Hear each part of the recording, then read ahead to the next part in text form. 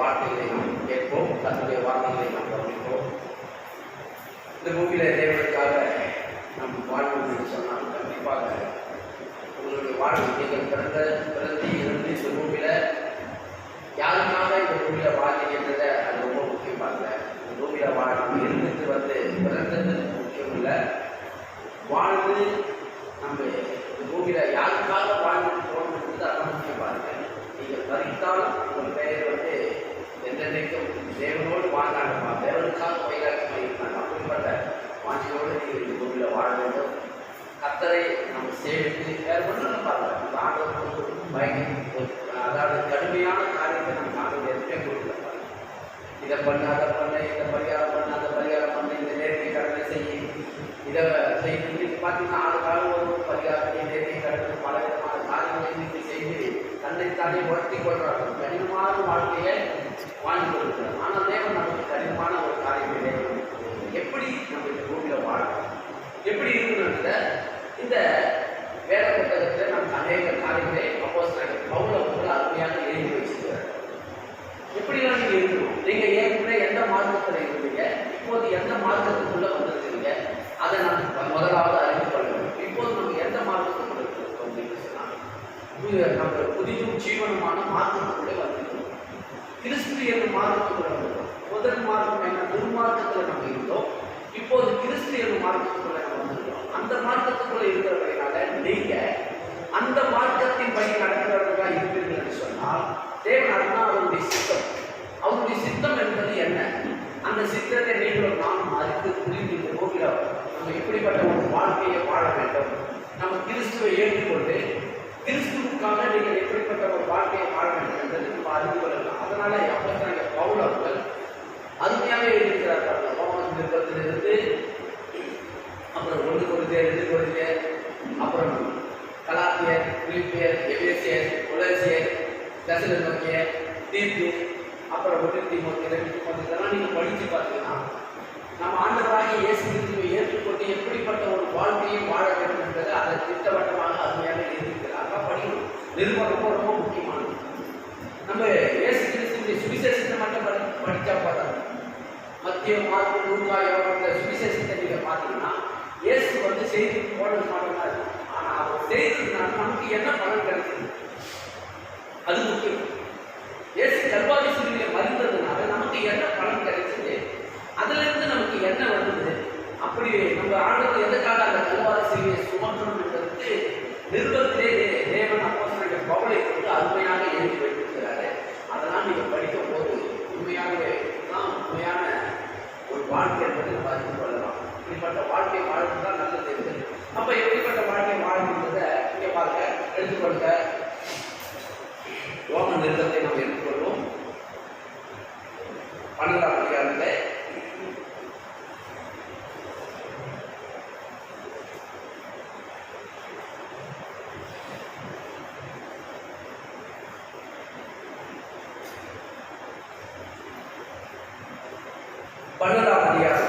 இரண்டாம் வசனத்தை நாம் படிப்போம்.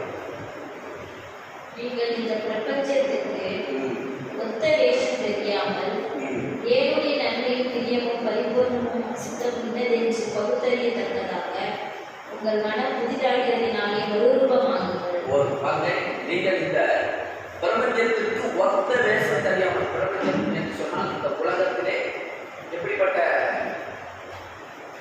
வாழ்க்கை நீங்கள் வாழணும்னா ஒத்த வேஷம் என்று சொன்னால் ஆத்மர்கள் ஒரு கால் சேர்த்து வருவாங்க. இப்படிப்பட்ட வாழ்க்கை நம்ம வாழக்கூடாது. அதாவது மனுஷனுக்கு ஏற்ற மாதிரி ஒரு வாழ்க்கை, கடன் சபைக்கு வரும்போது சபைக்கு ஏற்ற மாதிரி ஒரு வாழ்க்கை, அப்படிப்பட்ட வாழ்க்கையை வாழாமல் அதுதான் சொல்றாரு. பிரபஞ்சத்திற்கு ஒத்த வேஷம் தெரியாமல் இந்த உலகத்தில் நீங்கள் இருக்கிறதுனால உறுதியாக ஆணித்தனமாக பேசணும். நான் கிறிஸ்துவன், நான் இயேசுவால் மீட்கப்பட்டேன், அவர் என்னை பாவத்தில் சாபத்திலிருந்து என்னை மீட்டு எடுத்தார். நான் துன்மார்க்கத்தில் இருந்தேன், இப்போது துன்மார்க்கத்திலிருந்து ஜீவ மார்க்கத்துக்குள்ள வந்துட்டேன், தேவனுடைய ராஜ்யத்துக்குள்ள வந்துட்டேன். அப்படிப்பட்ட மார்க்கத்துக்குள்ள இருக்கிற நீங்க இந்த பிரபஞ்சத்திலே ஒத்த வேஷம் தெரியக்கூடாது. யார் என்ன சொன்னாலும் ஆணித்தனமா பேசணும். இல்லைன்னா அரசாங்கத்திலிருந்து எங்களுக்கு வர நன்மைலாம் வராது போயிடும், பரவாயில்ல. அதை காட்டிலும் பணத்திலிருந்து ஜோதிகள் விழாவிடத்திலிருந்து ஏராளமான நன்மை நமக்கு வைத்திருக்கிறார் ஆண்டவர். அரசாங்கம் என்ன கொடுக்கும், அதை நீங்கள் பார்த்து ஏமாந்து போய் என்ன பண்ணாங்க, ஒத்த வேஷம் தெரியாது, அதாவது வேஷம் மாதிரி பேசுது, அவங்க கிட்ட ஒரு மாதிரி பேசுது, இவங்க கிட்ட ஒரு மாதிரி பேசுது. அப்படிப்பட்ட கள்ளத்தனமான ஒரு வாழ்க்கையை நீங்க வாழக்கூடாது. எப்படிப்பட்ட வாழ்க்கை? கள்ளத்தனமான வாழ்க்கை. அதான் சொல்றாரு, நீங்கள் இந்த பிரபஞ்சத்திற்கு ஒத்த வேஷம் தெரியாமல் தேவனுடைய நன்மையும் பிரியமும் பரிபூர்ணமான சித்தம் என்னது? தேவனுடைய சித்தம் என்ன? எப்படிப்பட்ட நீங்க கர்த்தருடைய சித்தம் என்னதுங்க எனக்கு தெரியலங்க. சித்தத்தை நீங்க புரிந்து கொள்ளுங்க. இன்னைக்கு சித்தம் என்றால் என்ன? தேவனுடைய சித்தம் எப்படிப்பட்டதா இருக்கிறது? அவர் எப்படி நம்ம நீங்க வாழணும்னு சொல்லி விரும்புகிறார், எப்படி இருக்கணும்னு சொல்லி விரும்புகிறார், அதெல்லாம் இன்னைக்கு நான் உங்களுக்கு எடுத்துக்காட்ட விரும்புகிறேன். கிறிஸ்துவுக்கு நம்ம வந்து இந்த ராஜ்யத்துக்குள்ள வந்து இந்த ராஜ்யத்துடைய சித்தம், நோக்கம், விருப்பம் என்ன, எப்படிப்பட்ட நீங்க வாழ்க்கையை வாழ வேண்டும் என்பது தேவன் உங்களுக்கும் எனக்கும் ஆண்டவர் அருமையான விருப்பங்களை எழுதி நமக்கு கொடுத்திருக்கிறார். அதாவது எப்படிப்பட்ட வாழ்க்கையை வாழ வேண்டும் என்று சொன்னால் எபேசியர் புத்தகம் 1ஆம் அதிகாரம் அப்படியே நிறுத்திக் கொள்ளுங்க. எபேசியர் புத்தகம் 1ஆம் அதிகாரத்துக்காக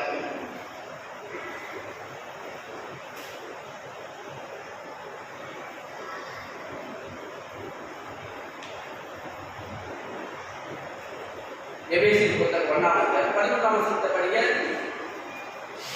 நீங்களும் உங்கள் ரட்சிப்பின் சுவிசேஷமாகிய, பாருங்க நல்லா இங்க சொல்றாரு, நீங்களும் உங்கள் ரட்சிப்பின் சுவிசேஷமாகிய சத்திய வசனத்தை கேட்டு விசுவாசிகளான போது வாக்குத்தத்தம் பண்ணப்பட்ட பரிசுத்த ஆவியால் அவருக்கு ஒரு முத்திரை போடப்பட்டீர்கள். அவருக்கு சொந்தமானவர்கள் அவருடைய மகிமை புகழ்ச்சியாக மீட்கப்படுவார்கள் என்பதற்கு ஆவியானவர் நம்முடைய சுதந்திரத்தின் அச்சாரமாய் இருக்கிறார். நீங்கள் உங்கள் ரட்சிப்பின் சுவிசேஷமாகிய சத்திய வசனத்தை கேட்டு, எந்த வசனத்தை கேட்டீங்க? ஏதோ கட்டு கதையோ கற்பனை கதையோ ஊரு கதையோ, அதாவது தேவையான கட்டு கதையை நம்ம கேட்டு நம்ம சமைக்க பார்க்கலாம். எந்த கதையை கேட்டு நம்ம வார்த்தையை கேட்டோம்னு சொன்னால் ரட்சிப்பின் சுவிசேஷமான வசனத்தை கேட்டோம். எந்த வசனத்தை கேட்டோம்? ரட்சிப்பின் சுவிசேஷமாகிய தேவ வசனத்தை கேட்டு விசுவாசிகளான போது அதை கேட்டுதான் இன்னைக்கு நம்ம விசுவாசிகளாக்கப்பட்டோம். இப்ப நம்ம பேர் என்னது? விசுவாசி. நம்ம பேர் என்னது? விசுவாசி. எதை விசுவாசிக்கிறோம்? அதனால் நம்ம பேர் விசுவாசி. இயேசுவே தெய்வம் என்று விசுவாசிக்கிறோம். அவரே ரட்சகர், அவரே தேவனுடைய ஒரே பேரான குமாரனாகி கிறிஸ்து என்று விசுவாசிக்கிறோம். அவரே வழி, அவரே சத்தியம், அவரே ஜீவன் என்று விசுவாசிக்கிறோம். அந்த வசனத்தை கேட்டு விசுவாசிகளா ஆடுவோம். அதனால என்ன சொல்றாங்க அப்படின்னா, வாக்குத்தத்தம் பண்ணப்பட்ட பரிசுத்த ஆவி அவருக்குள் முத்திரை போடப்பட்டீர்கள். எதை போடப்பட்டீர்கள்? முத்திரை. இப்ப அரசாங்கத்தில் முத்திரை பயன்படுத்துறாங்க இல்லையா? அரசாங்கத்தில் என்ன பயன்படுத்துறாங்க? முத்திரை. எல்லாத்துக்குமே அரசாங்கத்தில் தனியாக ஒரு ஸ்தானம் உருவாகும்னா அங்க ஒரு முத்திரை உருவாக்குறாங்க. எல்லாருக்கும் போய் புதிய கெட்டிலாம் போய் வாங்கினோம்னா பர்ச்சேஸ் பண்ணும்போது அவங்க வாங்கி பில் பேமெண்ட் பண்ணிட்டு ஒரு முத்திரையை கொடுக்குறாங்க. இவங்க பில் பேமெண்ட் பண்ணிட்டாங்க, இவங்களுக்கு அவங்க வாங்கின பொருளாக கொடுத்துருன்னு சொல்லி அந்த முத்திரை கொடுத்தவங்க தான் என்ன பண்ணாங்க, அந்த முத்திரையை பார்த்து அவங்க என்ன பண்ணாங்க, வேற ஒன்றும் பண்ண மாட்டாங்க.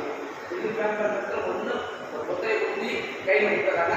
உடனே அந்த பில்லு எடுத்து கொடுத்தோன்னு நீங்கள் என்னென்ன பர்ச்சேஸ்லாம் எழுதி வச்சுக்கலாம் அப்படியே அவங்க திருப்பி என்ன பண்ணாங்க, உங்களுக்கு பில் கொடுக்கணும். காரணம்னா அதில் இருக்கிற முத்திரை என்ன முத்திரை? அந்த முத்திரை வந்து எதுக்கு அடையாளமா இருக்குன்னா, அவங்க வந்து இது எல்லாத்துக்கும் வாங்கினதுக்கு இதுதான் அடையாளம் இருக்கு, அவங்க அடையாளம் கொடுக்குறாங்க. அப்ப இன்னைக்கு எல்லா இடத்துலையும் முத்திரை பயன்படுத்துறாங்க. ரிஜிஸ்டர் பண்ணீங்கன்னா ரிஜிஸ்டர் பண்ணி முடிச்ச உடனே அவங்க ரிஜிஸ்டர் வந்து முத்திரை சேப்பா கொடுக்குறாங்க, முத்திரை கொடுக்குறாங்க. முத்திராங்களா இல்லையா? அவங்க குட்டி அதுக்கு ஒரு சைன் போட வைக்கிறாங்க. ஏன்னா அவங்க ரிஜிஸ்டர் உங்களுக்கு இங்கிலிருந்து இந்த நிலம் உங்களுக்கு சொந்தம். இது வரைக்கும் அவங்க பேர் இருந்த நிலம் இன்னிலிருந்து உங்க பேர் இருக்க இந்த நிலம் உங்களுக்கு சொந்தம் என்று அரசாங்கமே நமக்கு என்ன பண்ணுறது, முத்திரை போட்டு சேப்பா பற்றி நம்ம கையில் கொடுக்குது. நீங்கள் டிசி போட்டு பார்த்த உடனே அந்த இடம் வந்து உங்கள் பேரில் மாற்றப்பட்டு உள்ளது என்று சொல்லி அதை கன்ஃபார்ம் ஆகிடுவாங்க. அப்போ அதுக்கு முத்திரை பயன்படுத்தும். அப்போ தேவன் என்ன பண்ணுறாங்க, அவருடைய முத்திரை இயேசுவின் கர்த்தத்தினாலே உங்கள் மேல முத்திரை இருக்கிறார். அதெல்லாம் என்ன சொல்றாரு பாருங்க, என்ன சொல்றாரு பார்த்தீங்கன்னா, பரிசுத்த ஆவியினாலே அவருக்குள் முத்திரை போடப்பட்டிருக்கு. கவனிக்கிறீங்களா? உங்க மேல என்ன போடப்பட்டிருக்கு? எந்த நாளுக்கு முத்திரை எப்போ போட்டாரு? போட்டுட்டாரு எப்பயோ. என்றைக்கு ஆண்டவராக இயேசுவை தன் இருதயத்திலே சொந்த தெய்வமாக ஏற்றுக்கொண்டீங்களோ எந்த முத்திரை பதிக்கிறோம்? இயேசுவின் ரத்தம் என்கிற முத்திரையை உங்கள் தலைமையில பதித்து இருக்கிறார். அதனால அதுதான் பாருங்க, நீங்க ஜெபம் கூட சொல்லுவாங்க, ஜெபம் கூட ஊழியக்காரங்க நல்லா அறிஞ்சவங்க, இயேசுவின் நாமத்தினால பிள்ளைகளை உங்களுடைய முத்திரையை நான் வைக்கிறேன், முத்திரைக்கு வேலை அடிக்கிறேன். கவனிக்கிறீங்களா? முத்திரைக்கிறதுக்கு யாருக்குமே அதிகாரம் கிடையாது. அப்படியாகவே தேவனாகிய கர்த்தர் நமக்கு முத்திரையிட்டு பரிசுத்த ஆவியினாலே நம்ம மேல முத்திரையிட்டார். விசுவாசிக்கிறீங்களா? நீங்க என்ன ஆகப்பட்டீங்க? நீங்கள் ரட்சிக்கப்பட்ட சுவிசேஷத்தின் சத்திய வசனத்தை கேட்டு விசுவாசிகளான போது வாக்குத்தத்தம் பண்ணப்பட்ட பரிசுத்த ஆவியினாலே அவருக்குள் முத்திரை போடப்பட்டீர்கள். கவிஞர்கள் முத்திரை படுத்திட்டாச்சு. அதனால முத்திரையிட்டதுனால இந்த உலகத்துல யாருமே உங்களை வந்து சொந்தப்பட முடியாது. இல்லைங்க, அப்படி அதாவது இந்த உலகத்தின் அதிபதியாக சாத்தானுங்களை நீங்க இடம் கொடுக்காம அவன் உங்கள் மேல வந்து உரிமையை கொண்டாட முடியாது. ஏன்னு சொன்னா நீங்க கர்த்தருக்கு சொந்தமானது. யாருக்கு சொந்தமானது? அவன் உங்களை சொந்தமாக்கிட்டாரு. விலை கொடுத்து, அதாவது விலை கொடுத்து கிரை பண்ணிட்டார். அவர் 1 Corinthians 6ஆம் அதிகாரத்தில் போய் படிச்சு பாருங்க. அவர் உங்களை கிரையை பண்ணி கொண்டார். அவருக்கு நீங்க கிரையை பண்ணப்பட்டீங்க. அவர் விலை கொடுத்து உங்களை வீட்டு எடுத்துட்டான் என்று வேதம் சொல்லுகிறது பாருங்க. அப்ப நீங்கள் நானும் என்ன முத்திரை போடப்பட்டீர்கள், அவருக்கும் சொந்தமானவர்கள், அவருடைய மகிமைக்கு புகழ்ச்சியாக மீட்கப்பட்டவர்கள் என்பதற்கு ஆவியானவர் தம்முடைய சுதந்திரத்தின் அச்சாரமாய் இருக்கிறார். நம்பிக்கிறீங்களா? அவரே உங்கள் சுதந்திரத்துக்கு அச்சாரமாய் இருக்கிறார். முத்திரை போடப்பட்டீர்கள், அதை நீங்க மறக்கவே கூடாது. அப்ப நீங்க என்ன பண்ணணும்? நீங்க எப்படிப்பட்ட ஒரு மார்க்கத்துக்குள்ள இருக்கிறது அறிந்து கொள்ள வேண்டும். உன்னை நம்ம எந்த மார்க்கத்தில் இருந்தோம்? துர்மார்க்கத்தில் இருந்தோம். என்ன மார்க்கம்? துர்மார்க்கம் என்று சொன்னா குரு ஆலோசனையை கேட்டு தப்பான வழியில நடந்து தப்பான போக்கில நம்ம போகிறவர்களா இருந்தோம். அதுக்கு பேர் தான் துர்மார்க்கம். என்ன மார்க்கம்? மார்க்கம். துர்மார்க்கத்திலே நம்ம இருந்தோம்.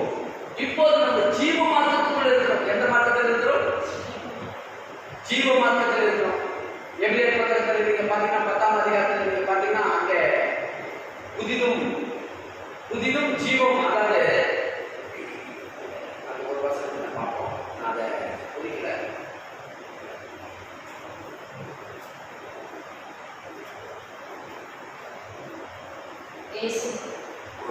இயேசுவானவர் தமது மாம்சமாகிய திரையின் வழியாய் புதிதும் ஜீவனுமான மார்க்கத்தை நமக்கு உண்டு பண்ணினபடியால். அதேதான் பாருங்க, இயேசுவானவர் நமக்கு என்ன மார்க்கத்தை உண்டு பண்ணியிருக்கிறாரு? புதிதும் ஜீவனுமான. புதிதும் ஜீவனுமான மார்க்கத்தை நமக்கு இயேசுவானவர் தமது மாம்சமாகிய திரையின் வழியாக புதிதும் ஜீவனுமான மார்க்கத்தை நமக்கு உண்டு பண்ணினார். கவிஞர்களா? என்ன மார்க்கத்தை உண்டு பண்ணியிருக்கிறார்? புதிதும் ஜீவனுமான மார்க்கம். ஜீவ மார்க்கத்துக்குள்ள இருக்கிறோம். ஒன்னே நம்ம துர்மார்க்கத்துக்குள்ள இருக்கிறோம், இப்போது ஜீவ மார்க்கத்துக்குள்ள இருக்கிறோம். அதனால நீங்க என்ன பண்றீங்கன்னா, இப்போது நீங்க எப்படிப்பட்டவர்களாய் வாழ்கிற வாழ்க்கையை வாழ வேண்டும் சொன்னால் கடினமான வாழ்க்கை கிடையாது. கடினமான ஒரு சிறைக்குள்ள வாழ்கிற மாதிரி ஒரு கட்டுப்பாட்டுக்குள்ள இருக்கிற இல்ல. பாருங்க, தேவன் நமக்கு சுதந்திரமான அச்சாரத்தை நமக்கு கொடுத்திருக்கிறார். இங்க சொல்றாங்க, என்ன சொல்றாரு? சுதந்திரமான ஆவியானவர் தாமே நம்முடைய சுதந்திரத்தின் அச்சாரமாய் இருக்கிறார். கவனிக்கிறீங்களா? சுதந்திரமான அச்சாரம். இந்த உலகத்தில் இருக்கிற எல்லா காரியத்திலையும் நீங்க எதெல்லாம் நீங்க யூஸ் பண்ண பயன்படுத்துறது ஆவியானவரே உங்களுக்கு கண்டித்து உணர்த்துகிறவராக இருக்கிறார், நடத்துகிறவராக இந்த புத்தகத்திலே நிருபத்திலே அநேக காரியங்கள் நமக்கு எழுதி கொடுத்திருக்கிறார். எடுத்துக்கொள்ளுங்க, எபேசியர் புத்தகம் 4ஆம் அதிகாரம், அப்படியே 4ஆம் அதிகாரம் 12ஆம் வசனத்திலிருந்து படிப்போம். 21 இருப்போம். 4ஆம் அதிகாரம் 21 படிப்போம். இயேசுவினிடத்தில்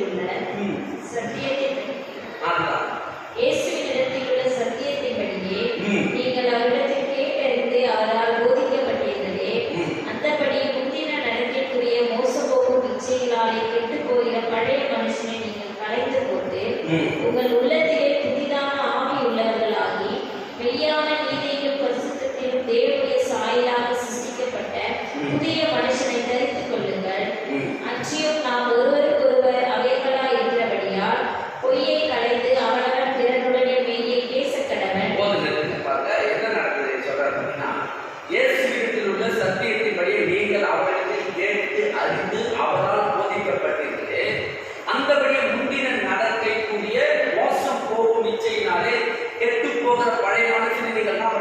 கலைந்து பழைய மனுஷன் நமக்குள்ள இருந்து நமக்குள்ள ஒரு பழைய மனுஷன் இருந்தான் இல்லையா? இருந்தாலும் இல்லையா? பழைய மனுஷன் நமக்குள்ள இருந்தான். அப்ப நமக்குள்ள எப்படிப்பட்ட பழைய மனுஷன் இருந்தால் நமக்கு எல்லாத்தையும் அவங்களுக்கு எல்லாருக்குமே தெரியும். இல்லைன்னா நான் வந்து நான் இப்படி இருந்தேன் அப்படி இருந்தேன்னு சொல்லுவான். உண்மைதான். அப்படிதான் நம்மளுடைய நடத்தை அப்படிதான் இருக்கு. ஏன்னா நம்ம துர்மார்க்கத்தில் இருந்தோம். துர்மார்க்கத்தில் இருந்ததுனால அந்த துர்மார்க்கமான ஜீவனை நம்ம என்ன பண்ணுறோம் செய்கிறவர்களாக இருந்தோம். அந்த துர்மார்க்கமான காரியத்தை செய்கிறதுனால நம்ம வந்து பழைய மனுஷன் நம்ம கூட இருந்தது இஷ்டம் போல எவ்வளவு வேணாலும் நம்ம பேசுறது எவ்வளவு வேணாலும் செய்யறது இஷ்டம் போல பண்ணுறவர்களாக இருந்தோம். ஆனா அப்படிப்பட்ட பழைய மனுஷனை நம்ம என்ன பண்ணணும்? கலைத்து போடணும். எப்படி போடணுமா? ஆமா, அந்த மனுஷனுக்கு நீங்க என்ன பண்ணக்கூடாது? ஏன்னு சொன்னா புதிதும் ஜீவனமான மார்க்கத்துக்குள்ள நம்ம வந்துருக்கோம். இந்த மார்க்கத்தின் வழி அதுதான் தேவனுடைய சித்தம். தேவனுடைய சித்தம் என்ன சொன்னா கர்த்தருடைய வார்த்தைப்படி கேட்டு அதன்படி வாழ்வது தேவனுடைய சித்தம். கர்த்தர் அவருடைய சத்தியத்தை நமக்கு போதித்திருக்கிறார். அவருடைய சத்தியத்தை நீங்கள் நமக்கு போதித்தபடினால அவர் என்ன சொல்லலாம்? முந்தின நடக்கையை மோசம் போகும் இச்சையினாலே கெட்டு போகிற பழைய மனுஷனை நீங்கள் கலைத்து போட்டு உங்கள் உள்ளத்திலே புதிதான ஆவியுள்ளவர்களாக மெய்யான நீதியிலும் பரிசுத்தத்திலும் தேவனுடைய சாயாக சிருஷ்டிக்கப்பட்ட புதிய மனுஷனை தரித்து கொள்வது. இப்ப நீங்களும் நானும் புதிய மனுஷனை தரித்து கொள்வது தரித்து கொள்ளாத உங்ககிட்ட அவனை எடுத்துக்கொண்டேன். இனிமேட்டு அந்த மனுஷன் வரமாட்டான். இந்த புதிய மனுஷன் உங்களுக்கு வந்துட்டான். இனி நீங்க வந்து பழைய மனுஷனை பத்தி நீங்க வந்து கவலைப்படாதீங்க அப்படின்னு எழுதல பாருங்க. நம்ம தான் என்ன பண்ணணும்? கலைத்து போடணும். நீங்க தான் என்ன பண்ணணும்? பழைய மனுஷனை புறமே தள்ளணும்.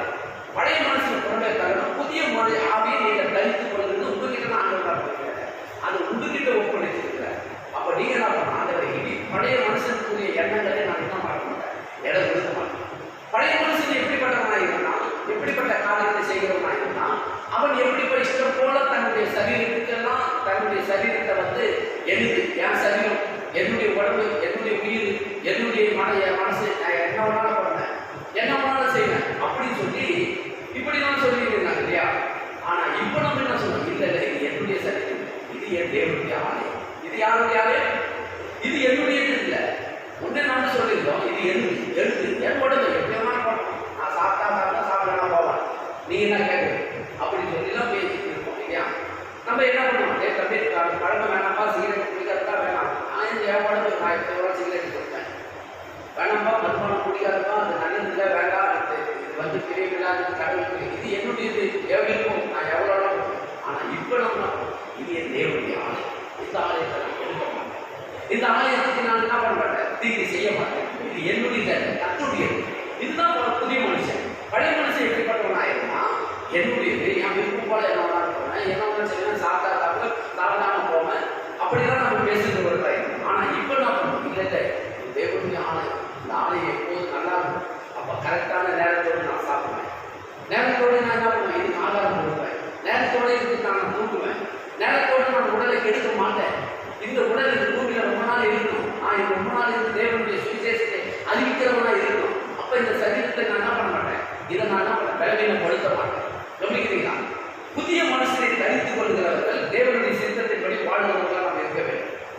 இது தேவனுடைய ஆலயமா இருக்கிறது. இந்த ஆலயத்தை நான் கெடுக்க மாட்டேன் என்கிற எண்ணம் எப்போது உள்ளத்தில் வருதோ கண்டிப்பாக நீங்க கெடுக்கவே மாட்டேன். விசுவாசிக்கிறீங்களா? கர்த்தருடைய வேதத்தின்படி தேவனுடைய ஆலயம் என்று என்னைக்கு நான் படிக்க ஆரம்பிச்சு தெரிந்து கொள்ள ஆரம்பிக்கணும், அப்பவே நான் என்ன பண்ணேன்? என்னுடையது என்று நான் ஒரு நாள் சொல்வது கிடையாது. பச்செல்லாம் சொல்லக்கூடாது. கவனிக்கிறீங்களா? இதில் என்ன பண்ணக்கூடாது? அடுத்த வாரம் எடுத்து காட்டக்கூடாது.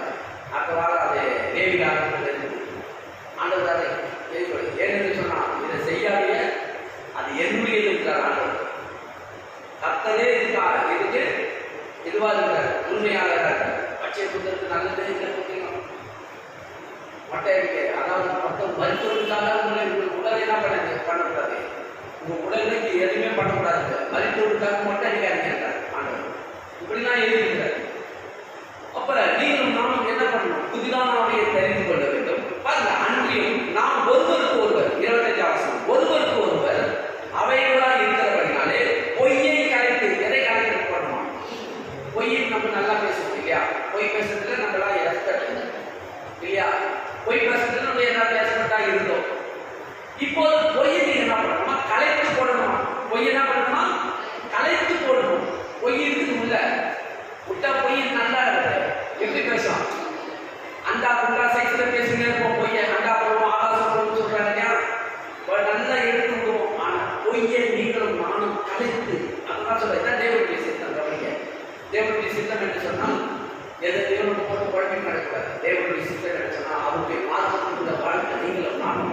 பொய்யை முதலாவது கலைத்து போடணும். என்ன பண்ணணுமா? பொய்யை கலைத்து போடணும். எத்தனை பேர் விரும்புறீங்க பொய்யை நான் கலைத்து போடுவேன்?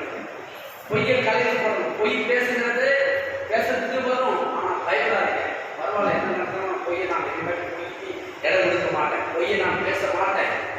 பொய் பேசுறதுனால எனக்கு என்ன இருக்கு? பொய் மேல பொய்யை பேசி பேசி ஒரு பொய்யை மறைக்கிறதுக்கு 9 பொய்யை நான் பேசுறதை காட்டணும். 9 பொய்யை மறைக்கிறதுக்கு இன்னும் 100 பொய்யை நான் பேச விட்டாரு. அதனால பொய் எனக்கு வேண்டாம் சொல்லி நீங்களும் நானும் கலைத்து போடணும். கவனிக்கிறீங்களா? கலைத்து, பொய்யை கலைத்து அவனவன் குறைவோடு வெய்யை பேசணுமா? யாருக்கும் வெய்யை பேசணுமா? ஒருத்தருக்கு கணவன் மனைவிக்குள்ளே வெய்யை பேசணும், பொய்யை பேசாது. ஒருவருக்கு ஒருத்தர் நண்பர்களாக இருக்கும் போது பொய்யை பேசாதீங்க, வெய்யை பேசுங்க. வேலை சமயத்திலே பொய்யை பேசாதீங்க, உண்மையை பேசுங்க. கவனிக்கிறீங்களா? அதுதான் சொல்றாரு.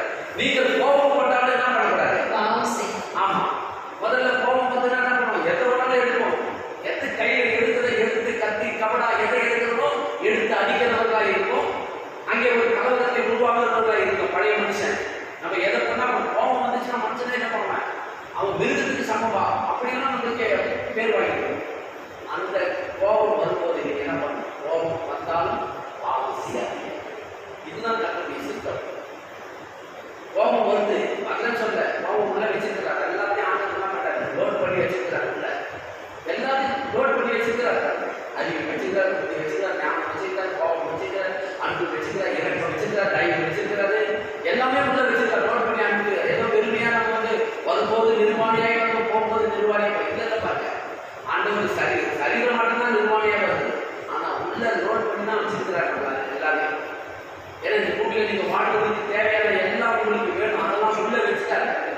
அப்ப கோபம் வேணுமா? கண்டிப்பா கோபம் வேணும். ஒரு பிள்ளை ஏதோ கிளாஸ் கையில நல்ல விலை உயர்ந்து கிளாஸ் 10,000 போய் வெட்டி வச்சுட்டோம், அவன் கண்ணு எடுத்து உடைக்கிறான். அந்த இடத்துல கோபம் வருது, ஒரு அடி அடிக்க வேண்டியது வருது, அடிக்கணும், கண்டிப்பா வருது. கோபமே வராது, கோபம் வருது. ஆனாலும் அளவுக்கு மீறி அந்த இடத்துல தீமை நடக்கிற அளவுக்கு கோபம் வந்தோம்னா அந்த இடத்துல கோபம் வந்தாலும் பாவம் செய்யாது. சொல்லிக்கிறீங்களா? ஒரு கண்ணாடி கிளாஸ் உடைஞ்சு போது அவன் உயிரை படக்கூடாது. அதை சொல்ல மாட்டேன். உயிர் விலை உயர்ந்தது. இதை நம்ம என்ன பண்ணிடலாம்? இது இல்லைடா, இது ஒரு 10,000 ரூபாய் இருக்காது, 10,000 1,00,000 கூட விலை கொடுத்து வாங்கிக்கலாம். ஆனால் உயிர் போனால் 2,000 வராது இல்லையா? அந்த வந்து சொல்ல இன்னைக்கு உலகத்தான வந்து சின்ன சின்ன காரியத்துக்கு கொள்ளலாம் செய்யறாங்க. ஆனால் நீங்கள் நான் எப்படிப்பட்டவர்களாக வேண்டும்? கோபம் கொண்டாலும் பாவம் செய்யாது. சூரியன் அஸ்தமிக்கிறதுக்கு முன்னே உங்கள் கோபம் உங்களை எரிச்சு தண்ணியை கடவுள் நடக்கும். அப்படியே விட்டுங்க, ஆட்டோமேட்டிக்காக அருமையாக சூரியன் மறைவதற்குள்ளே உங்கள் கோபம் தணிந்து ஒருவருக்கு ஒருவர் மறுபடியும் நீங்கள் அன்பாயிருக்கீங்க. கத்து செய்வார். அது தேவனுடைய சித்தங்க. நான் இந்த இடத்துல கோபப்பட மாட்டேன், நான் இன்னும் பொறுமையா இருக்கிற என் கத்தருக்கு நான் கொடுக்கிறேன், நான் கோபப்படணும். பிசாசுக்கு இடம் கொடாமல் இருங்கள். பிசாசு என்ன பண்ணணும்? இந்த இடத்துல நீங்க அந்த இடத்துல கோபப்பட்டு பாவம் செய்வது பிசாசு உடன் வைக்கலாம். அதெல்லாம் கீழே போடுகிறார். பிசாசுக்கு இடம் கொடாமல் இருங்க. திருடுகிறவன் இனி திருடாமல். கவனிக்கிறீங்களா? திருடுகிறவன் என்ன பண்ணக்கூடாது? திருடாமல். படிமா 20 வருஷம் படிக்க கவனிக்கிறீங்களா?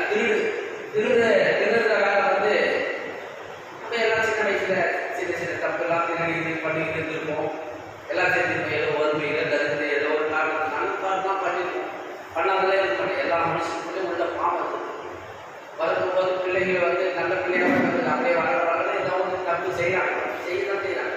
அதான் திருடுங்க. நல்ல பிள்ளைன்னு நம்ம சொல்லவே முடியாது. நம்மளும் அப்படி நல்லவெல்லாம் இருந்தது இல்லை, நம்மளுக்குள்ளே திருட்டுலாம் இருந்தது. அதனால நீங்க என்ன பண்ணுங்க? திருடுகிறவன் இனி திருடாம. கவனிக்கிறீங்களா? ஏன்னு சொன்னா நீங்க ஜீவ மாற்றத்தில் துர்மார்க்கத்தில் இல்லை. துர்மார்க்கத்தில் இருக்கும்போது நம்ம என்ன பண்ணுவோம்? 4 பேரோட ஒன்றா சேர்ந்து செய்வான் எனக்கு ஒரு பங்கு கொடுப்பான்னு சொல்லி அப்படின்னா நம்ம வாழ்க்கையை நம்ம இருக்கோம். ஆனால் நீங்க இனி திருடுகிறவனுக்கு இனி திருடாமல் குறை சொல்றவனுக்கு கொடுக்கத்தக்கதாக என்ன பண்ணணுமா? தனக்கு உண்டாயிருக்கும்படி தன் கைகளினால் நலமான வேலை செய்து பிரயாசப்படக்கடவன். என்ன பண்ணணும்? வேலைக்கு முதலில் இருக்குங்க. எதுக்கு முதலில் இருக்குதோ? பணம் வேணும். பணம் எந்த வழியிலும் வரவே வராது. எதனா ஒரு வழியில் வருமா? கண்டிப்பா வராது.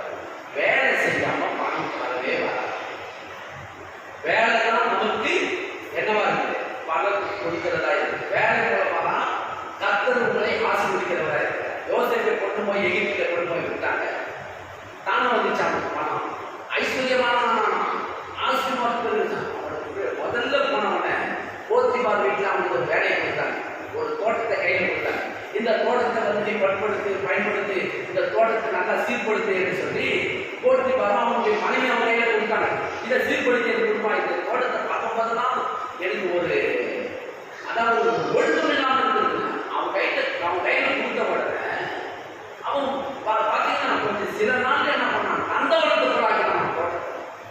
ஆச்சரியப்பட்டாங்க, இவ்வளோ அருமையாக இந்த சீர்குலைந்து போயிருந்த இந்த தோட்டத்தை ஒரு நந்தவனத்துக்குள்ளாக்கினாங்க.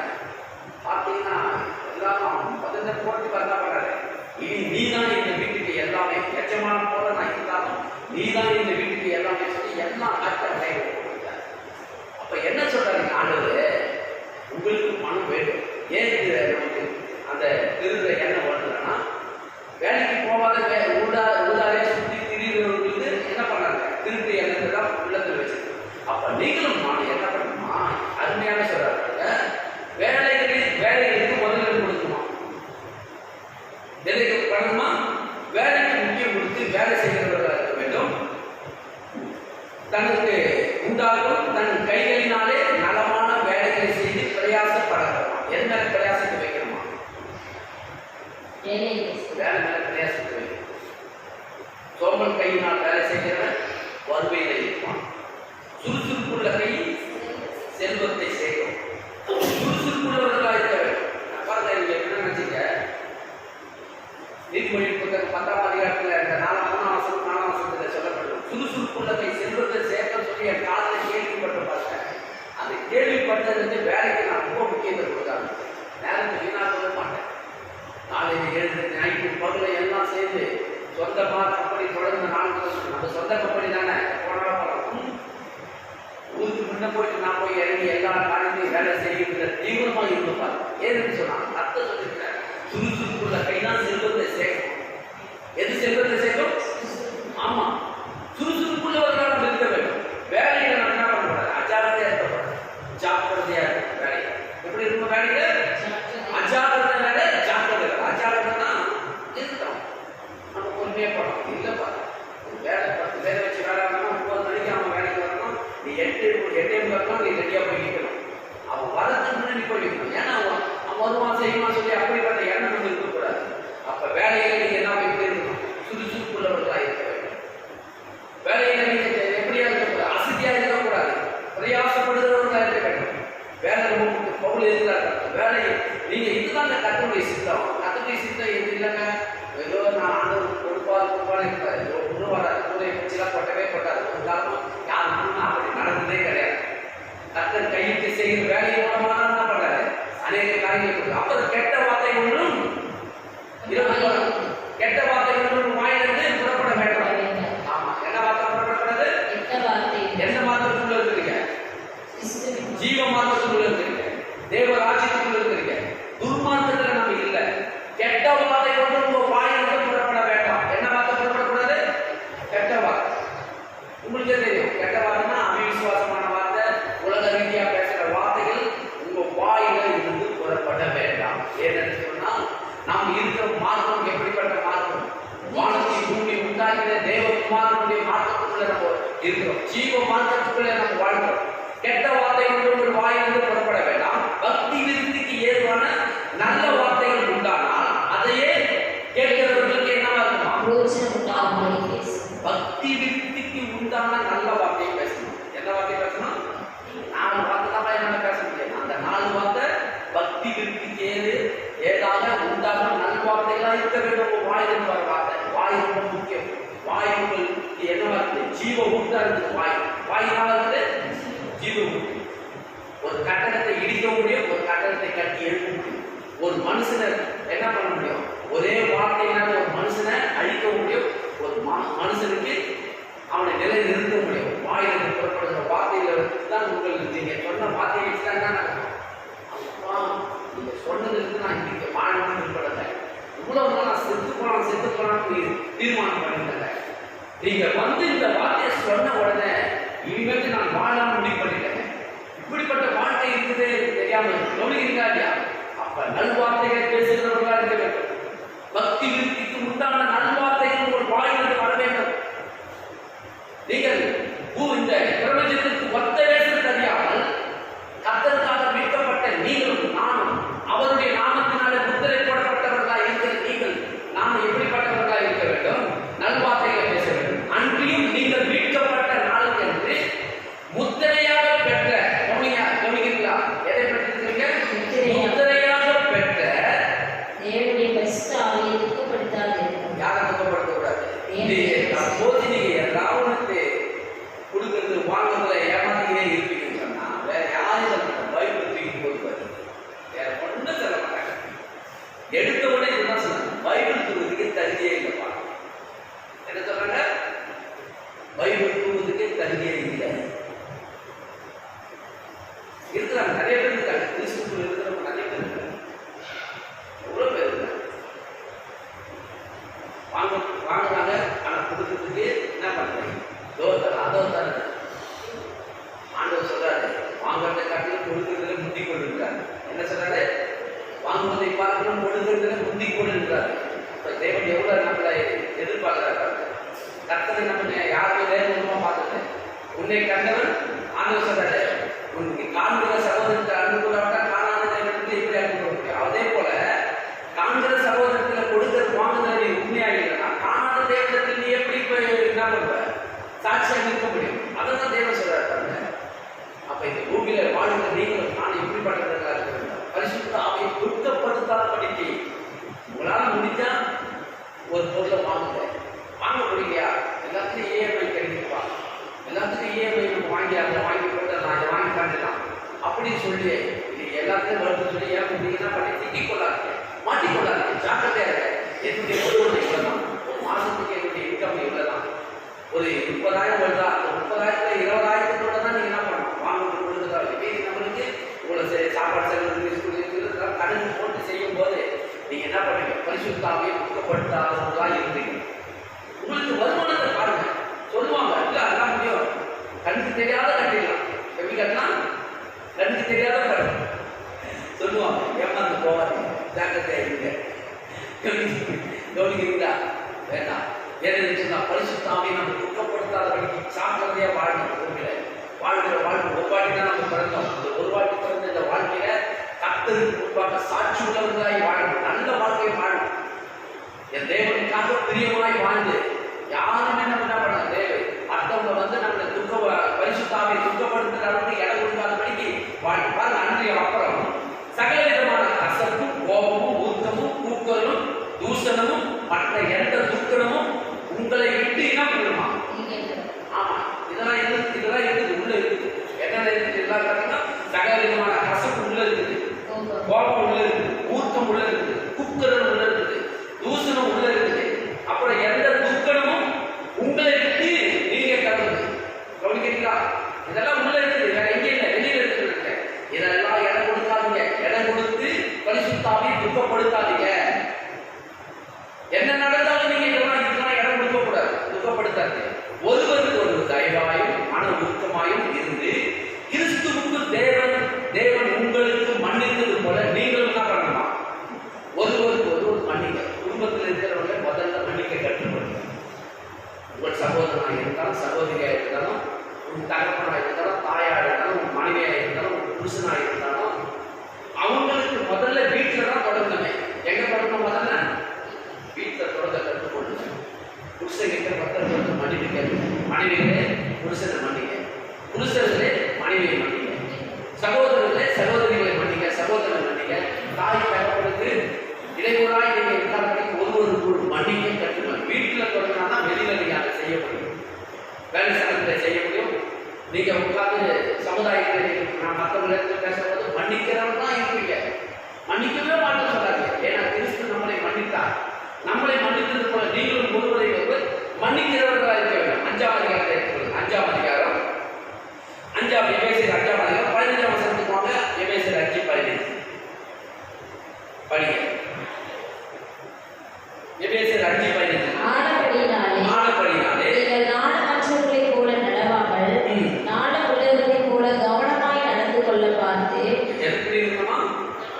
அறிவுள்ள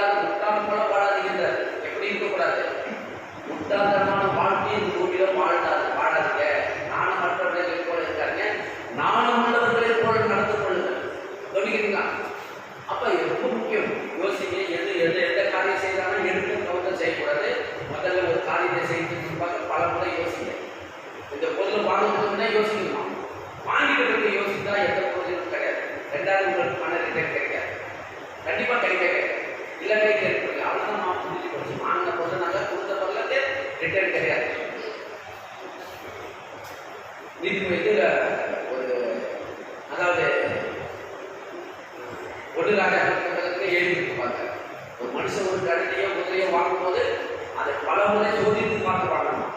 சோதித்து பார்த்து வாங்காதது அது அவன் தப்பு. இல்லைங்க நான் விலை பேசி வாங்கி போயிட்டேன், வீட்டுக்கு போயிட்டோம்னா காது நொண்டி கை நொண்டி கண்ணு நொண்டின்னு ஒன்று சொல்லிட்டா எந்த பிரயோஜனம் கிடையாது. வேதத்திலேயே அந்த பொருளை வாங்குவதற்கு முன்பாக அந்த குதிரையோ அந்த கழுதையோ விலை கொடுத்து வாங்குவதற்கு முன்பாக அதை சோதித்து அறிந்து வாங்குவது அவனுடைய கடமை. அதை சோதித்து அறிந்து வாங்காத வாங்கிட்டு வேலை கொடுத்து வாங்கி கண்ணு சரியில்லை காது சரியில்லை என்னன்னா அது நாயகத்தை எடுபடாது என்று சொல்லி சொல்றாரு. புரியுதுங்களா? அப்ப நம்ம எந்த காரியத்தை செய்தாலும் என்ன பண்ணணும்? நானும் மற்றவர்களை போல இருக்கக்கூடாது, நானும் இருக்கக்கூடாது. இந்த பொருளை வாங்குவதற்கு முன்பாக என்ன பண்ணணும்? பலமுறை யோசித்து நாலாபலமுறை யோசிக்கணும். கிழக்கிலும் யோசிக்கணும், மேற்கிலும் யோசிக்கணும், வடக்கிலும் யோசிக்கணும், தெற்கிலும் 4 விதமாக யோசித்து அதை சோதித்து அறிந்து வாங்கும் போது இல்லை இதுதான் ஆப்ஷனு, இந்த ஆப்ஷன் தவிர வேற ஆப்ஷன் இல்லை, நம்ம வாங்கலாம். அப்ப அது கர்த்தரே உங்களுக்கு உதவி செய்வார். விசுவாசிங்களா? தேவன் உங்களுக்கு உதவி செய்வார். இதுதான் ஆப்ஷன், வேற வழி இல்லை அப்படிங்கிற எண்ணம் உங்களுக்கு வரும்போது அதெல்லாம் சொல்றாரு.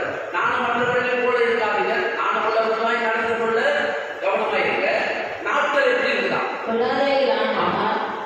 உலகம் பொல்லாதவை, ஒவ்வொரு நாட்களும் பொல்லாதவை. இல்லைங்க அதெல்லாம் ஒன்றும் நடக்காது. இல்லை, நாட்கள் பொல்லாதவைகள் இருக்குது. என்ன பண்ணணுமா? காலத்தை பிரயோஜனப்படுத்திக் கொள்வதற்கு ஜாக்கிரதையா இருக்கும். ஆகையால் நீங்கள் மதியற்றவர்களையா இராமல் கர்த்தருடைய சித்தம் என்னதென்று உணர்ந்து கொள்ளுங்கள். எப்படி இருக்கணுமா? மதியற்றவர்களா இருக்கக்கூடாது. மதியற்றவர்களா அறிக்கெட்டவர்களாக இல்லாத பிடிக்கும். புரியுதா? அறிக்கெட்டவர்களாய் இல்லாமல் கர்த்தருடைய சித்தம் என்னதென்று உணர்ந்து கொள்ளுங்கள். துர்மார்க்கத்துக்கு ஏதுவான மதுவான வெறி கொள்ளாமல் ஆவினாலே நிறைந்தது. எதுல வெறி கொள்ளக்கூடாது? துர்மார்க்கத்துக்கு ஏதுவான மதுபான. அப்ப மதுபான யார் எதுக்கு ஒப்பாக்குன்னா துர்மார்க்கர்கள் பயன்படுத்தக்கூடிய மதுபானம். யார் பயன்படுத்த? இன்னைக்கு பார்த்தீங்கன்னா கிறிஸ்துக்குள் வந்துட்டு பிறகு இல்லைங்க பொயினா சாப்பிடலாமா, பொயினா சாப்பிடலாம அந்த திராட்சை ரசம் சாப்பிடலாம் சொல்லியிருக்கிறாங்க. திராட்சை ரசம்லாம் பயன்படுத்தலாமே. அப்ப பழைய காலத்துல எல்லாரும் திராட்சை ரசத்துக்கு தான் பயன்படுத்தினாங்க அப்படின்னா சொல்லுவாங்க. இங்க திட்டவட்டமா சொல்லுது மதுபானம் யாரு பயன்படுத்தினா துர்மார்க்கர்கள் பயன்படுத்துகிறது. யார்கிட்ட பார்த்துட்டாங்க? துர்மார்க்கத்துக்கு ஏதுவான மதுபானம் வெறி கொள்ளாமல். கவனிக்கிறீங்களா? யாரும் வெறிக்கொள்ளாமல் துர்மார்க்கத்துக்கு ஏதுவான மதுபானம் வெறி கொள்ளாமல். அப்ப துர்மார்க்கர்கள் இந்த மதுபானத்தை, இப்ப நான் மதுபானத்தை சாப்பிட்டு வந்து பேசினா என் வார்த்தை எப்படி இருக்கும் யோசிப்பாங்க. சொல்லுங்க, எடுக்கணுமா? ஏன்னா மதுபானம் நாயத்தை செய்யாது.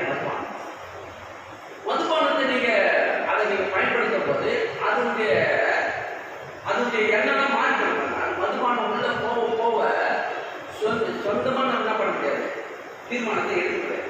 அது மனம் ஒரு போக்கில் செய்யும். இப்ப இந்த வேலைலாம் பண்ணோம்னா பார்த்தீங்கன்னா ஒரு அடிச்சு கொள்றவங்க என்ன பண்ணுவாங்க பார்த்தீங்கன்னா சாதாரணமாக போவாங்க. தேவையான அளவுக்கு மதுபானத்தை பயன்படுத்தி அப்பதான் என்ன பண்ணுவாங்க, மனசாட்சி அவங்களுக்கு என்ன பண்ணாங்க, இடையூறா இருந்தாங்க. மனசாட்சி அவங்களுக்கு இடையூறா சொல்றாங்க. எப்படிப்பா நீ போய் இப்படி வெட்டைன்னு கேட்கிறேன், ஒரு இதுக்குள்ளாத வெட்டிங்கள மனசாட்சி தானே இப்படிப்பா நீ போய் அவங்க போய் இப்படி வெட்டி கையை நம்ம புதுதான் வெட்டி போட்டு வரீங்கன்னு கேட்டா அது அப்படியே போவோம். எல்லாரும் மதுபானத்தை குடிச்சிட்டு தான் போகும். மதுபானத்தை குடிச்சாலும் என்ன இருக்காது, மனசாட்சி இருக்காது. அப்படியே வெறி கொண்டு வெட்டுவோம் அப்படின்றாங்க. என்ன பண்ணி வெட்டுவாங்களாம்? வெறி கொண்டு வெட்டுவாங்களாம் சொல்றாரு. ஏன்னா எனக்கு தெரிஞ்ச ஒரு ஃப்ரெண்ட் இருக்கு மணிமாறன், அவன் கேட்கும்போது நான் அப்படி தான் சொல்றான், வெறி கொண்டு வெட்டுவோங்க. அப்படியே எப்படிப்பா வெறி கொண்டு எல்லாம் மதுபானத்தை குடிச்சிட்டு தான் போய் வெட்டுவோம் அப்படின்னு. அப்ப மதுபானம் எதுக்கு உருவாக்குது? வெறியை உருவாக்கக்கூடியதுக்கு, அது புரோஜனம், அது வெறியை உருவாக்குறதுக்கு பயன்படுத்தக்கூடிய ஒரு ஆயுதமா இருப்பார். அப்போ மதுபானம் நல்லதான். முற்றிலும் மதுபானம் அவ்வளவு என்ன துர்மார்க்கத்துக்கு ஏற்பான வெறியான பொருள் ஆயுதமா இருக்கும். அப்போ மதுபானம் இங்க அருமையாக இருக்கு. என்ன இருக்கிறாரு? துர்மார்க்கத்துக்கு ஏதுவான மதுபானம் வெறி கொள்ளாமல் ஆவியிலே நிறைவு. எதுல நிறைந்திருக்கணும்? தேவ வசனத்தினாலே நிறைந்து வாழ கற்றுக்கொள்ள வேண்டும். விசுவாசிக்கிறீங்களா? ஆவியிலே நிறைந்து வாழ்கிறவர்களாக இருக்க வேண்டும். ஓகே, எடுத்துக்கொள்ளுங்க. 1 கொரிந்தியர் 6ஆம் அதிகாரம் 6ஆம் அதிகாரம் 1 கொரிந்தியர் 6ஆம் அதிகாரம் 30ஆம் வசனத்திலிருந்து பார்ப்போம். படிக்கலாம். ஏன்னா இது இன்னைக்கு கொடுக்குற செய்தி வந்து நம்ம வந்து கிறிஸ்துவுக்குள் வாழ்கிற ஒரு ஏதோ சபைக்கு போனோம் வந்தோம் அப்படின்னு வாழாம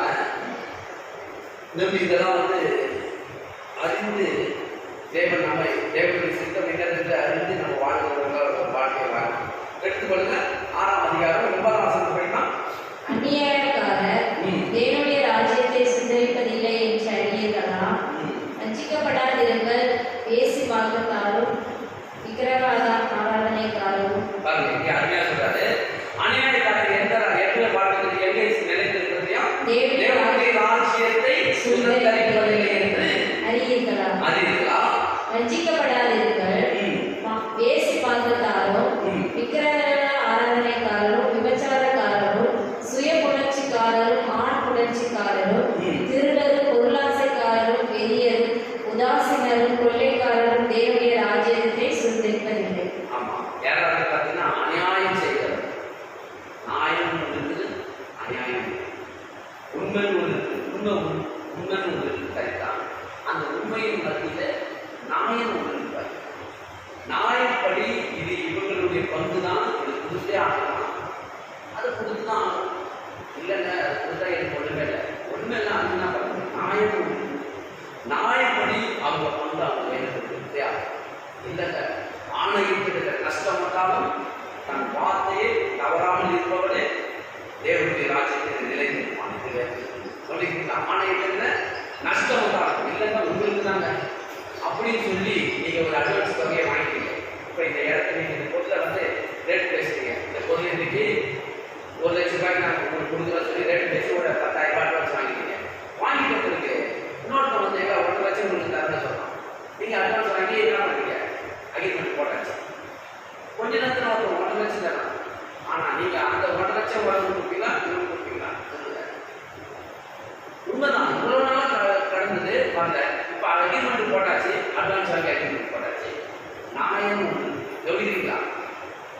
ஆணையத்தில் நஷ்டம் வந்தாலும் தன் வார்த்தை தவறாமல் இருப்பவரை நியாயத்தை செய்கிறது. அப்ப அநியாயக்காரர்களோடு அநியாயத்தை செய்கிறவர்களால் நம்ம ஒரு நாளும் இருக்கக்கூடாது. என்ன பண்ணக்கூடாது? அநியாயம் என்பதற்கு இடமே கொடுக்கக்கூடாது. தேவனுடைய ராஜ்யத்தில் நம்ம நிலைத்து நிற்க முடியாது. பரவாயில்ல, நம்ம ஊரில் உலகத்தில் யாரும் அநியாயம் செய்ய நம்ம செய்யதான் பெருசாக தெரியுமா? அப்படி நீங்களே என்ன பண்ணக்கூடாது? மக்கள் பண்ணி பேசி உங்களை நியாயப்படுத்தி கொள்ளக்கூடாது. அவன் செய்யணும், அவனுக்கு என்ன கிடையாது. அவன் துன்மார்க்கத்துக்குள்ள வாழணும். துன்மார்க்கம் என்கிற அந்த மார்க்கத்தில் வாழணும். நீங்களும் ஜீவ மார்க்கத்துக்குள்ள இயேசு கிறிஸ்து ஜீவ மார்க்கத்தை கொடுக்கிறோம். அவனுடைய சித்தம் என்ன? நீங்களும் நானும் அநியாயம் செய்கிறவர்களா இருக்கிறார், நியாயம் செய்கிறவர்களா இருக்கிறார். அதுதான் தேவனுடைய சித்தம். அதான் சொல்றாரு, அநியாயம் தேவனுடைய ராஜ்யத்தை சுதந்திரிப்பதில் என்று அறிவிக்கிறாங்க. வஞ்சிக்கப்படாதவர்கள் வேசி மார்க்கக்காரரும் விக்கிரக ஆராதனைக்காரரும் விபச்சாரக்காரரும் அப்புறம் சுய புணர்ச்சிக்காரரும் அன்பு புணர்ச்சிக்காரரும் அப்புறம் விபச்சாரம் என்று சொன்னா அருமையான தேவன் நமக்கு எல்லாருக்கும் கணவன் மனைவியருக்கு ஒரு உறவு கொடுத்துருக்காரு இல்லையா? கொடுத்துருக்காரா இல்லையா? கொடுத்தோம். சில பேர் வந்து பார்த்தீங்கன்னா மனைவிக்கு தெரியாதமான ஒரு தொடர்பு வச்சிருக்கிறாங்க. எங்கள் உலகத்தில் எல்லாரும் இதை கிறிஸ்துவர்களும் இப்படி இருக்கிறாங்க. கிறிஸ்துக்குள்ள இருக்கிறவங்களும் அந்த மாதிரி பண்றாங்க. இதுக்கு பேர் தான் விபச்சாரம். இதுக்கு என்னது? விபச்சாரம். பெண்களும் அப்படி இருக்கிறாங்க, ஆண்களும் இருக்கிறாங்க. கிறிஸ்துக்குள்ள வாழணும் என்ன பண்ணாங்க? அப்படிப்பட்ட தொடர்பு வச்சு வாழாங்க. கர்த்தர் சொல்றாரு, விபச்சாரக்காரர்களா இருக்காங்க. நீங்க அது வந்து உனக்குன்னு ஒரு மனைவி இருக்குன்னா, உனக்குன்னு ஒரு புருஷன் இருக்குன்னா, அந்த மனைவியோட அந்த புருஷனோட நீங்க அது மகிழ்ச்சியா இருக்கிறாங்க. அவனுடைய மனைவி நிலைமையை நிச்சயம் வைத்து அவனுடைய விபச்சாரம் செய்து யாருக்கு பரிசுத்தாமே துக்கப்படுத்தாது. இது கண்டிப்பா துக்கம். அதுதான் சொல்றாரு. ஒன்று கொண்டே புத்தகத்தில் அப்போஸ்தலர்கள் பவுல் திட்டவட்டமான இந்த நிறுத்தத்தை எடுக்கும்போது சொல்றாரு, திருடரும் பொருளாசைக்காரரும் வெறியரும் உதாசீனரும் கொள்ளையர்களும் தேவனுடைய ராஜ்யத்தை சுதந்திரிப்பதில்லை. சொல்லுகிறீங்களா? அப்ப தேவனுடைய ராஜ்யத்தை நாம் நீங்களும் நானும் சுதந்திரிக்க வேண்டும் என்று எத்தனை பேர் விரும்புறீங்க? தேவனுடைய ராஜ்யத்தை விரும்புறது எப்படி இருக்கணும்? கர்த்தருடைய சித்தத்தின்படி செய்கிறவர்களா இருக்க. இதான் கர்த்தருடைய சித்தம். கொள்ளையர்களா இருக்கக்கூடாது, பொய்யர்களா இருக்கக்கூடாது, விபச்சாரக்காரர்களா இருக்கக்கூடாது, விக்கிரக ஆராதனைக்காரர்களா இருக்கக்கூடாது, அநியாயம்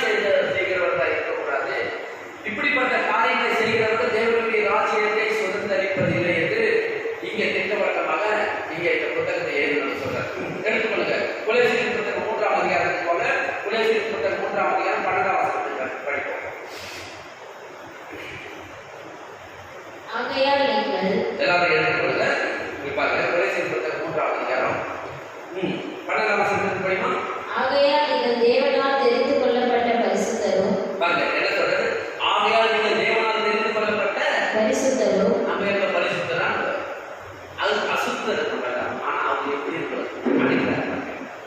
தேவனால் தெரிந்து கொள்ளப்பட்ட பரிசுத்தர் உங்களை என்ன சொல்றாங்க? ஆமா, ஆண்டவர் அப்படிதான் நம்ம பார்க்கல, அசுத்தம் பார்க்கல. நீ யாரும் தெரியும், அதை பத்தி எனக்கு தெரியாதா? நீ எப்படிப்பட்ட அசுத்தம் தெரியும், எப்படிப்பட்ட மோசக்காரன்னு எனக்கு நல்லா தெரியும் சொல்லி ஆண்டவருக்கு நல்லாவே தெரியும். ஆனா ஆண்டவர் தான் பண்ணல, அதை ஒரு நாளும் அவங்க என்ன பண்ண குற்றப்படுத்தி பேசுகிறத நம்மளை எப்படி பார்க்கறாரு? ஆகையால் நீங்கள் தேவனால் தெரிந்து கொள்ளப்பட்ட பரிசுத்தரும்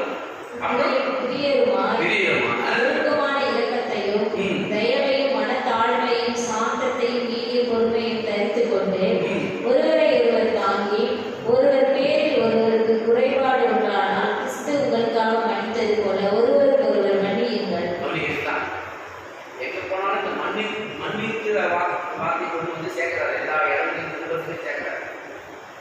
ஏன்னு சொன்னா அவங்க வந்து நம்ம வந்து பயங்கரமான ஒரு குற்றவாளியாக ஆயுதங்களை கைதியை போல நமக்கு என்ன பண்றோம்? தீர்ப்பு கொடுக்கிறோம்.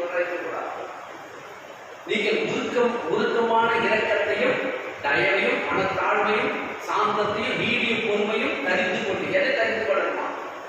கலைத்து கொள்ளணும், தரித்து கொள்ளணும். சொல்லுங்க பாப்போம். பழைய மனுஷனை கலைத்து கொள்ளணும், புதிய மனுஷனை தரித்து கொள்ளணும். யார் அந்த புதிய மனுஷனா?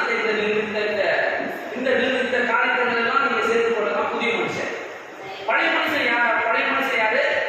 துரிய காரியங்களை செய்கிறவன் பழைய மனுஷன். இப்போ புதிய மனுஷன் யாரு பார்த்தீங்கன்னா, இதெல்லாம் புதிய மனுஷன் யாரு பார்த்தீங்கன்னா, எதை பார்த்தீங்கன்னா பிரியமாய் உருக்கமான இரக்கத்தையும் தயவையும் மனத்தாழ்மையும் சாந்தத்தையும் நீடிய பொறுமையும் தரித்துக் கொள்கிறது தான் புதிய மனுஷன். இவனை தரித்துக் கொண்டு ஒருவருக்கு ஒருவர் தாங்கி ஒருவருக்கு பேரில் ஒருவர் குறைபாடுகள் உண்டானால் கிறிஸ்து உங்களுக்கு மன்னித்தது போல ஒருவரை ஒருவர் மன்னிகள். இவைகள் எல்லாவற்றின் மேலும் பூரண சகுனத்தின் கட்டாகிய அன்பை தரித்துக் கொள்ளுங்கள். எதை தரித்துக் கொள்ளணுமா? அன்பு. இருக்கிறதே பிரதானமானது எது? அன்பு. முதல்ல அன்பை பகிர்ந்து கொள்ளுங்க, அப்புறமா அன்பை கொடுக்க இருக்கிற இந்த காரியங்கள்லாம் யாரும் அடிக்க வரணும். மனத்தாழ்மை, இதெல்லாம் சாந்தம், மனத்தாழ்மை, நீதிய பொறுமை, தயவு, இதெல்லாம் என்ன பண்ணணும்? இதெல்லாம் வரணும்னா முதல்ல என்ன பண்ணணும்? அன்பே பிரதானமா இருக்கிறது. அதை தடுத்துக்கணும். அப்புறம் தேவ சமாதானம் உங்கள் இருதயங்களில் ஆடப்படுவது. இதற்கென்றே நீங்கள் ஒரே சரீரமாக அழைக்கப்பட்டீர்கள். நன்றி அறிதல் உள்ளவர்களாயும் இருங்கள். என்ன இருக்கணுமா? நன்றி அறிதல். யாராவது உங்களுக்கு நன்மை செஞ்சிருப்பாங்கன்னா ஒரு நாள் நன்றி மறக்கக்கூடாது. என்ன பண்ணக்கூடாது? நன்றி மறக்காதவர்களாக இருக்கு, நன்றி உள்ளவர்களாக இருக்க வேண்டும். அருமையாக இருக்கிறார். தேவ சமாதானம் எப்போதும் உங்கள் இருதயங்களில் நிலைத்து நிற்கணும். எந்த சமாதானம்?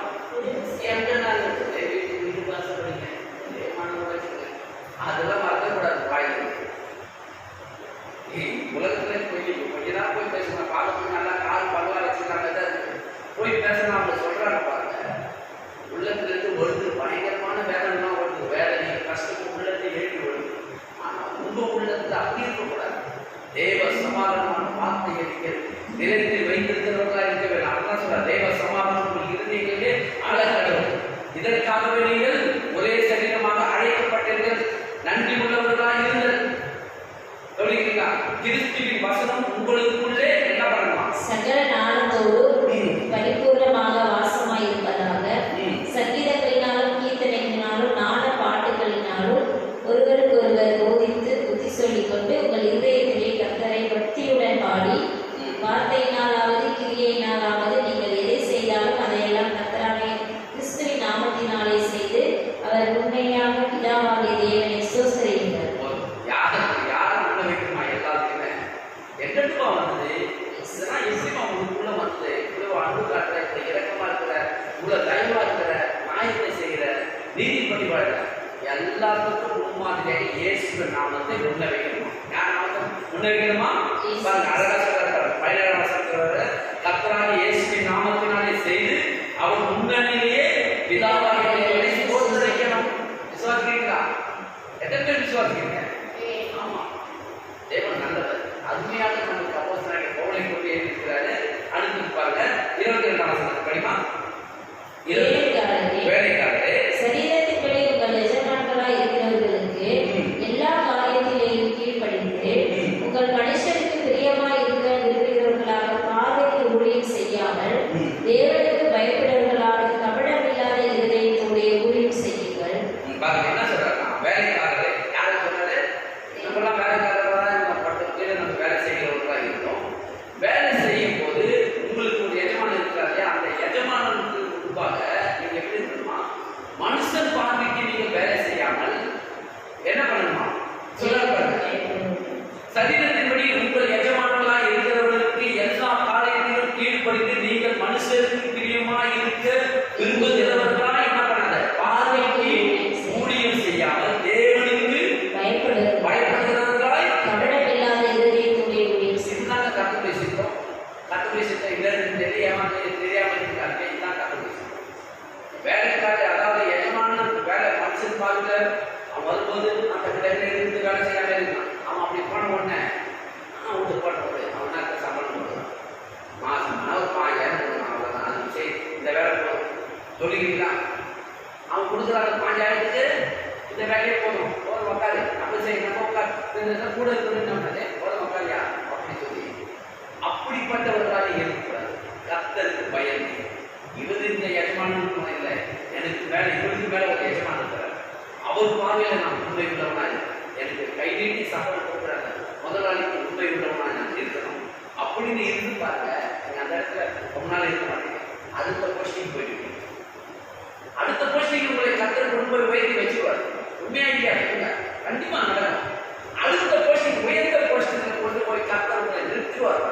ஏன்னு சொன்னா அந்த மனுஷனுக்கு பார்வைக்கு நீங்க வேலை செய்ய கர்த்தருக்கு பயந்து உங்களுக்கு கொடுக்கப்பட்ட வேலையை உண்மையா இருக்கும் போது தேவன் உங்களுக்கு மேலானதை செய்வார். அப்புறம் பாருங்க, நீங்கள் கர்த்தராகிய கிறிஸ்துவை செவிக்கிறதுனாலே சுதந்திரமாகிய பலனை கர்த்தராலே பெறுவீர்கள் என்று அறிந்து. என்னுடைய பலன்? சுதந்திரமான பலன் உங்களுக்கு கொடுக்கிறவர் ஒருத்தர் முடிவு பார்ப்பாங்க. எதை செய்தாலும் அதை என்ன பண்ணணும்? மனுஷருக்கு என்று செய்யாமல். யாருக்கு செய்யக்கூடாது? எந்த காரியத்தை செய்தாலும் நான் அவருக்கு கோசம் செஞ்சேன், அந்த அக்கள் கோசம் செஞ்சேன், பாஸ்டர் கோசம் செஞ்சேன், அப்படிப்பட்ட எதுவுமே உங்க உள்ளத்துல வரக்கூடாது. எதை செய்தாலும் அதை மனுஷனுக்கு என்று செய்யாமல் கர்த்தருக்கு என்று மனப்பூர்வமாய் செய்யுங்கள். கவனிக்கிறீங்களா இல்லையா? எதை செய்தாலும் ஊழியமா இருந்தாலும் சபையில எந்த வேலையா இருந்தாலும் உங்களுக்கு ஒரு காணிக்கை, ஏதோ ஒரு தசமாக காணிக்கையோ ஏதோ விசேஷமான ஒரு காணிக்கை கொடுத்தாலும் மனுஷனுக்கு என்று நீங்க கொடுக்கக்கூடாது. கர்த்தருக்கு இருந்தாலும் யாருக்கு கொடுக்கணும்? சபையில இருக்க ஊழியக்காரர் பார்த்தாங்க, சபையை எதிர்பார்க்க மனுஷனுக்கு என்று பார்க்காமல் கர்த்தருக்கு என்று மனப்பூர்வமாய் செய்யுங்கள். அநியாயம் செய்கிறவன் தான் செய்த அநியாயத்துக்கு ஏற்ற பலனை அடைவான். இது நடக்கும். பட்சபாதமே இல்லையா? என்ன இல்லையா? கர்த்தர்கிட்ட அதெல்லாம் விட்டு கொடுக்க மாட்டார். பட்சபாதம் இல்லாதவனுக்கு ஏற்ற தண்டனை கொடுப்பார். இது நடக்கும். அதனால நீங்க எதை செய்தாலும் மனுஷனுக்கு என்ன செய்யக்கூடாது? கர்த்தருக்கு என்ன செய்கிறவர்களா இருக்க வேண்டும். இதுதான் தேவனுடைய சித்தம். இதுதான் யாருடைய சித்தம்? நீங்க எந்த ராஜ்யத்துக்குள்ள இருக்கீங்க? தேவ ராஜ்யத்துக்குள்ள இருக்கீங்க. எந்த மார்க்கத்தில் இருக்கீங்க? ஜீவ மார்க்கத்தில். எந்த மார்க்கத்தில் இருக்கீங்க? ஜீவ மார்க்கத்தில். துர்மார்க்கத்திலிருந்து நம்ம மீட்கப்பட்டு ஜீவ மார்க்கத்துக்குள்ள வாழ்றோம். அப்ப ஜீவ மார்க்கத்தில் வாழ்ற நீங்க இப்படிதான் நீங்களும் நானும் வாழணும். கட்டாயம் அல்ல, அதாவது கட்டாயப்படுத்தி தேவனுக்குள்ள செய்து சொல்ல இப்படிதான் நீங்க செய்யும் போது கண்டிப்பாக கர்த்தருடைய பிள்ளைகள் என்று புத்திரப்பட்டு பெற்று நீங்களும் நானும் மீட்கப்பட்டவர்கள் என்று தேவனே நமக்கு என்ன பண்றாங்க? அங்கீகாரத்தை நமக்கு கொடுக்கிறவராக விசுவாசிக்கிறீங்களா? கர்த்தர் மைகொண்டாக நம்ம எல்லாரும் ஏற்று தேவன் நல்ல நன்றி தருவார். இந்த அற்புதமான நாட்களில் நன்றியோடு வைக்கிறோம். இன்றைக்கு நாங்கள் ஆண்டவரை பார்த்த இந்த வசனங்கள் ஒவ்வொரு வார்த்தைகளும் ஆண்டவரை பிரபஞ்சத்திற்கு நாங்கள் ஒத்த வேஷம் தெரியாமல் கர்த்தருடைய பார்வையில நாங்கள் உண்மை உள்ளவர்களாக மீட்கப்பட்ட நாளுக்கு ஆண்டவரை பரிசுத்த ஆவியை நாங்கள் ஒரு நாளும் குற்றப்படுத்தாமல் ஆண்டவரே உங்களுடைய வார்த்தையின்படி நாங்கள் பூமியில சித்தத்தையும் விருப்பத்தையும் செய்கிறவர்களாய் நாங்கள் இருக்கப்படி எங்களை ஒப்புக் கொடுக்கிறோம். என் சபை மக்களை யாவதையும் நாங்கள் ஆண்டவரை ஒப்புக் கொடுக்கிறோம். அவர்களை ஆண்டவரே இந்த வார்த்தையின்படி நடத்துங்க. நாங்கள் கொடுக்கப்பட்ட இந்த வார்த்தையின்படி இவர்கள் வாழ என் தேவன் இவர்களை ஆசீர்வதித்து வழிநடத்துங்க. இயேசுவின் நாமத்தில் ஜெபிக்கிறோம். என் ஜீவனுள்ள நல்ல பிதாவே.